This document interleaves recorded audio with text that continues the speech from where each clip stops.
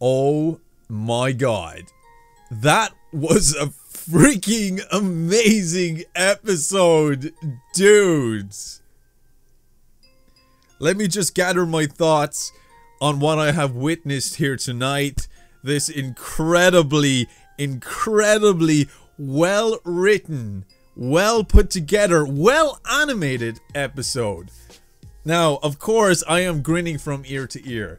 Now, first of all, welcome everybody to my review of episode 107 of Dragon Ball Super. It has been a little while since we've watched an episode. Personally, it felt like an eternity since we've seen an episode of this epicness, but I have to say it was worth the wait. My god, dudes, where do I start on this one? Where do I start? Where do I begin?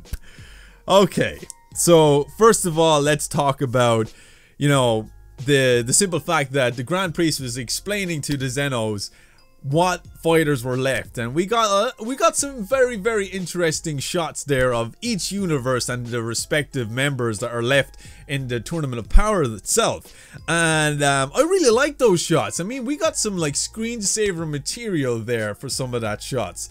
Really appreciate that. And of course, there's a little bit of confusion with Universe 4, is it? Where the fact that they said that there's 4 fighters left, but you could only see 2. Now, Tien has stated already that he sensed a presence, and he already said that very early on, at the very beginning of the tournament, in fact, that he sensed a presence, and he couldn't really make out what it was. So there's 2 fighters that we can't see that are invisible, in fact. So hopefully they will come to light very soon, considering they were mentioned in this episode. But let's get to the real stuff. Let's get to the good stuff about this episode, my dudes. First of all, okay, we get a shot of Roshi. Now, we've already seen what Roshi has been through. And let's be quite honest, the man was literally on his deathbed. But thanks to Goku, he revived him and he got him back to life. So, we've seen what Roshi's been through. He's eliminated 3 people on his own. And he has impressed me so much that I didn't think we were going to get another episode where Roshi was going to kick ass again.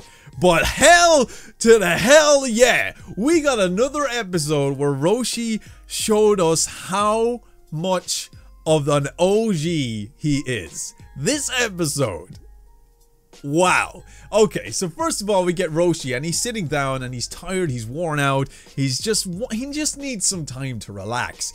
But the man couldn't even catch a break, because then enters Frost. And of course, Frost enters and Roshi's kind of confused. Where's that coming from? Where's that voice coming from? And then Frost goes on the attack, quite viciously, in fact. Like, literally, no holding back. Roshi was getting beat down.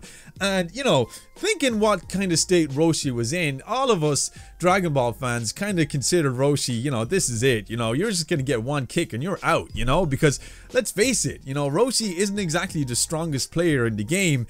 And the fact that all of us doubted Roshi from the beginning, like, why didn't they replace Roshi with Goten or Trunks, or why didn't they just replace Roshi with Boo and all of that stuff?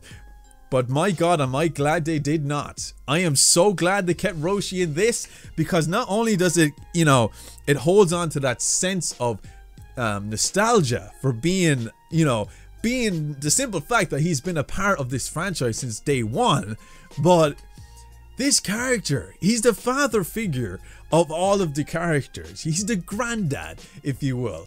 And he has proven himself time and time again that he belongs in this tournament. Now, when it came to the situation where Frost was literally pounding the hell out of the OG Roshi, he does his power up, he gets all muscly and shit like he usually does, and he started beating down on Frost, and Frost was in shock. Couldn't believe his eyes that this old man still had so much power in him. To be honest, I didn't even know he had this much power in him. And, you know, Frost obviously went back on the offense, and then Roshi was kind of left with no options but to do the evil containment wave, aka the Mafuba, and he did. And this is where I started to worry, because not just one Mafuba, but a second one is just unheard of. You know, it's just like, don't do a second one. This is going to be the end of you. And you can see Tien and Krillin, you know, sitting on the bench, you know, concerned about Roshi.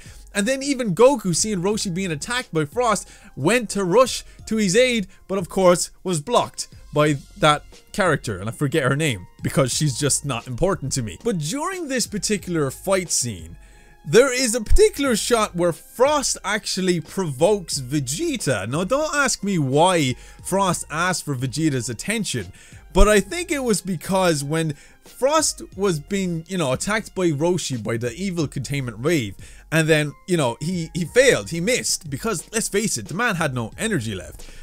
Frost immediately, it sparked in his brain, wow, this attack, I could use this. And I think that is the reason why he provoked Vegeta, and I will get to that, of course, I will get to that. He provokes Vegeta in the process to get Vegeta's attention, and then starts beating on Roshi again to get Vegeta's attention even more, and then BAM! Alright, my boy Vegeta steps in, okay, and he quite literally nails Frost in the face so freaking hard that he's been sent into next week. Now, of course, when Vegeta stepped in, he said, I'm not doing this for you, old man. I'm doing this because this guy annoys me. Now, that's a typical Vegeta line. I'm sure we all can agree on that one. But we know deep down Vegeta does care about his teammates. Come on, Vegeta. We know there's more underneath those words. Anyway, when he confronts Frost, Frost tries, you know, stalling a little bit, but Vegeta already knows he's stalling or whatever. And Vegeta steps in. And then it's Vegeta and Frost versus Vegeta. Now, there is a moment here where my heart sunk, and that moment is when Vegeta seemed to be a little bit, you know, a little bit in trouble, not all the way there, and Roshi says there's only one thing I can do, and that is to deliver this evil containment wave. Now, I've said 2 evil containment waves or Mafubas are unheard of, but a third one, a third evil containment wave is just beyond ridiculous in the boundaries of Dragon Ball. It's just never a thing that could happen. But if it was to anybody to do it, it would be Master Roshi. The man is a master at this attack. And he goes about it, and he does it again. But to our surprise, this was Frost's plan all along. And this is the reason why Frost, you know, provoked Vegeta in the first place. Frost immediately counters the Mafuba and uses it against Vegeta as Vegeta goes to step in to save Roshi. But Frost turned it around, faced it towards Vegeta, and managed to get Vegeta stuck and sealed away in that jar. Now, if you've seen my reaction, if you have seen my reaction, which you will soon, I literally got off my chair in shock horror, thinking that the elimination order, the theory of the credits of the Dragon Ball Super arc that we're on right now was coming to light. That Vegeta was going to get eliminated by Frost. And, you know, if that was going to happen, I was going to throw my chair out this goddamn window. But then, Roshi delivers one last attack. And that attack came back and broke the jar, releasing Vegeta. And when Vegeta came out of that jar, you seen the rage in his eyes. He was just like, Frost, how dare you seal away the Prince of all Saiyans?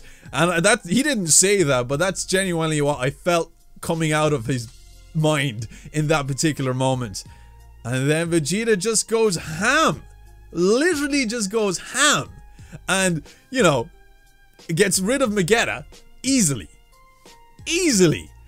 And, Frost disperses from the scene then, and Vegeta goes to Roshi, I think it's your time to retire, get yourself a Senzu Bean, and Roshi eliminates himself, Now, I know there's a certain scene that I didn't touch up on, is of course the little Jiren scene that we got with Magikaio.